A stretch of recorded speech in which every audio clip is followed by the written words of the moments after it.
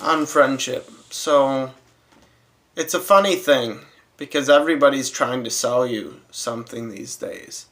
And I want you to know that the things that can't be bought are the most valuable, right? And what does that mean, right? So you're like, I got $1 gajillion. I have $1 million. My life's great. I mean, yeah, maybe not.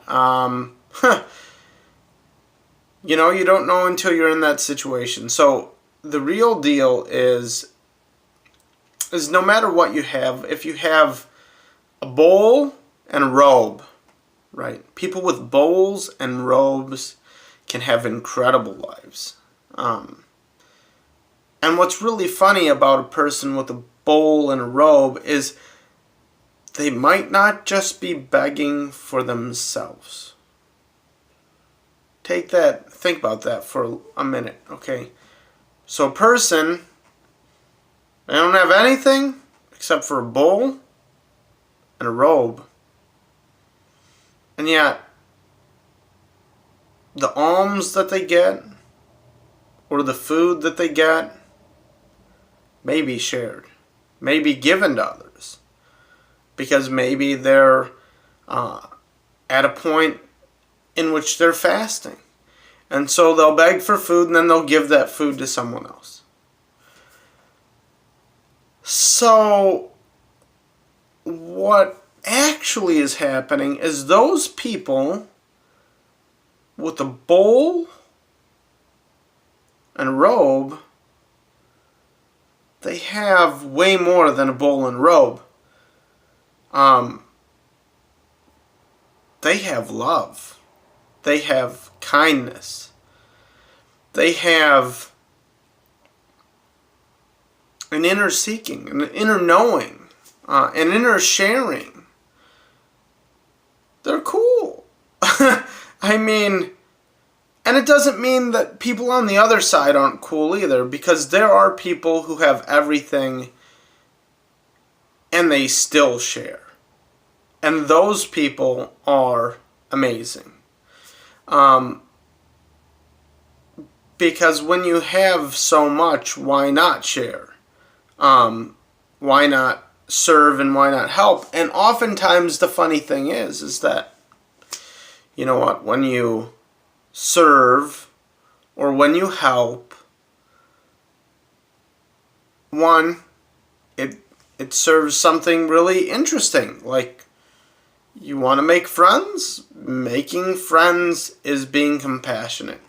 Making friends is being kind. Making friends is making time. And that's really tricky. Making time is incredibly tricky. But you know what? If you only get to make a little time on the ends of things, you're still making time. That's what people are going to remember you for. They're going to remember when you spent time with them, when you shared stories with them, when you shared experiences with them.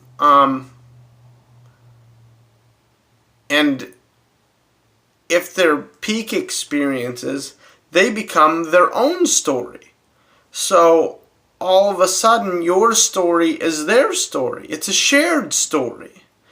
So even if you lose your manifestation, your physicality, your story in that regard is still alive. Because it's community. It's a shared story. It's not just your story. And why should it just be your story? That's rather greedy. In fact, it might be the most greedy thing of all. Or it might be the most enlightened thing. Many things are about framing, about how you think about them, about how you perceive them, or about how you share them. So they can be all of those things simultaneously. And there aren't many words currently in our English language that define spectrum very well, continuum, field. and the totality of these sorts of things. But there are many things that are one thing and the other, or not this or that. But when you get down to it, like, when you're high and mighty, you're super rich or super powerful, you're burned when you die, or you're buried when you die, or something happens to your physical experience that is outside of the control of people and their machinations. And you had your life. You had what you shared.